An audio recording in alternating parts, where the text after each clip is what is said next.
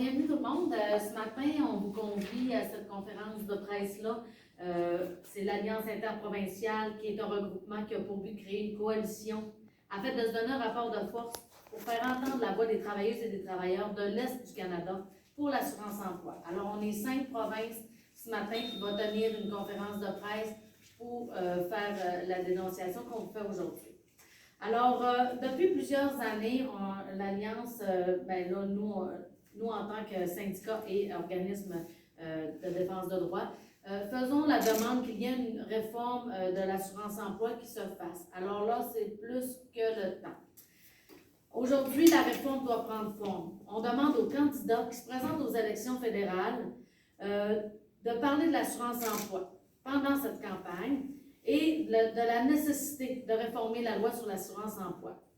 On leur demande également que cette question-là soit amenée par leur chef de parti afin d'avoir une réforme universelle. La réforme, vous savez, ça fait plusieurs temps qu'on le demande. Je ne sais pas si vous vous rappelez, il y a quelques mois, on était ici en train de parler qu'on demandait une réforme de l'assurance-emploi. Et ils ont commencé une soi-disant consultation dernièrement là-dessus. Et là, on est un petit peu tanné des consultations parce que ça fait plus de 20 ans qu'on dépose des mémoires. C'était, si on se rappelle, dans le temps, il y a eu la tournée avec M. Gilles Duceppe et M. C'était qui l'autre? Je ne me rappelle pas, je me rappelle de mémoire en tout cas. Qui avait fait la tournée. Il y a eu des consultations pour l'assurance-emploi générale. Après ça, on a eu des consultations par morceaux de l'assurance-emploi, ce qu'on a décortiqué, ou ce qu'on a parlé du taux de cotisation, des saisonniers, de l'accessibilité. Alors, on ne cesse pas de nous consulter. Depuis 20 ans, on a déposé X nombre de mémoires. Alors, aujourd'hui, on dit que c'est assez. On n'est plus à l'heure de consultation, c'est à l'heure de travailler pour une réforme universelle. Il faut que la loi d'assurance-emploi s'adapte aux réalités de l'industrie saisonnière, à l'économie d'aujourd'hui aussi, parce qu'il faut qu'on tienne compte des travailleurs à temps partiel, des travailleurs indépendants, des pigistes. Il y a bien des choses qui sont sorties avec la pandémie. On a vu que le domaine culturel qui a été touché, le tourisme et tout ça. Donc, il faut vraiment que l'assurance-emploi s'adapte à ces nouvelles réalités d'économie d'aujourd'hui. Alors là, je vous laisse la parole à Marc et Manon par rapport aux travailleurs. En fait, nous autres, qu'est-ce qu'on vise depuis déjà plusieurs années, comme le dit à juste titre France? Les consultations sont faites, les représentations, on en a fait des centaines. Ce qu'on vise généralement, c'est bien entendu une plus grande accessibilité. On est rendu avec un régime qui couvre même plus la majorité des chômeurs. On est à 36% des gens qui ont une couverture à l'heure actuelle. Donc, c'est plus le temps de jaser, comme le dit France. C'est rendu le temps de passer à l'action. Ces représentations-là sont faites et refaites. On pense que c'est un très bon moment dans une campagne fédérale au lendemain de la crise pandémique qu'on a vécue, des réalités qui nous ont explosé au visage, de corriger ce régime-là qui nous appartient. On n'a qu'à penser aux travailleurs saisonniers qui vont terminer leur travail et qui vont tomber dans un trou noir parce que le trou noir, on en parle depuis plusieurs années. Ces gens-là, il manque un petit peu de temps afin qu'ils puissent obtenir de l'assurance-emploi, puis ils ne sont pas capables de l'obtenir. Alors, c'est quelque chose que nous, on trouve important pour ces travailleurs-là. Puis également pour le milieu culturel, on va vous parler de la PCRE. Là.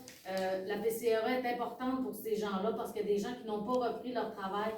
Il y a des gens dans l'hôtellerie qui n'ont pas pu reprendre leur travail, dans la restauration, parce que tout n'est pas redémarré à 100% de leur côté. Alors, Sylvain va vous entretenir là-dessus. Avant que Sylvain parle, je veux juste vous parler aussi parce qu'on entend beaucoup des préjugés, bien entendu. La campagne électorale, mais même avant, on a entendu des préjugés sortir par rapport aux chômeurs parce qu'ils disaient que le marché du travail, il y avait pénurie de main-d'œuvre, on l'entend beaucoup.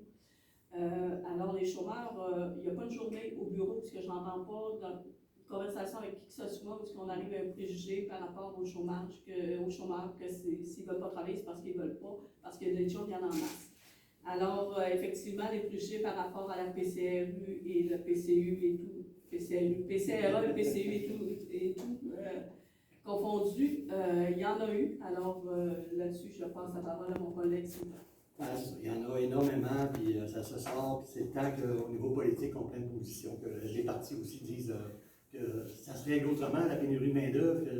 Si on prend un exemple bien simple avant d'entrer dans les préjugés, si c'est juste à cause parce que le monde sont sur la PCRE Expliquez-moi pourquoi il y a 3 McDo qui ont été obligés de fermer dans l'ouest de la province et en Ontario, parce que les gens trouvaient qu'ils étaient maltraités par leurs employeurs. Ils ont sacré, ils ont tous démissionné en même temps. Donc, c'est sûrement pas à cause de la PCRE. Donc, il y a bien des choses comme ça. Nous, on a fait des petits tests là, avec des gens là, dans la dernière année. 4-5 personnes en même temps allaient appliquer sur des postes, parce qu'il manquait, c'est les employeurs qui sortent dans les médias pour dire « Hey, il y a une pénurie de main-d'œuvre, puis le monde ne veut pas travailler. » Ils ne sont même pas sélectionnés pour faire les entrevues. Mais là, vous n'avez pas d'expérience. Ben là, tu veux du monde, ben tu veux de l'expérience, branche-toi. Là. Puis là, on revient sur les questions, les préjugés sur la question des PCRE, entre autres. Ce qu'on entend beaucoup de Saint-Cyr, parce que c'est encore plus drôle, c'est que « Ah, ben là, il reste à la PCU. Elle n'existe plus à PCU. » On règle ça tout de suite. PCRE, les critères d'admissibilité à la PCRE, d'avoir perdu ton emploi à cause de la COVID. Deuxième, c'est majoritairement, c'est pour les travailleurs autonomes.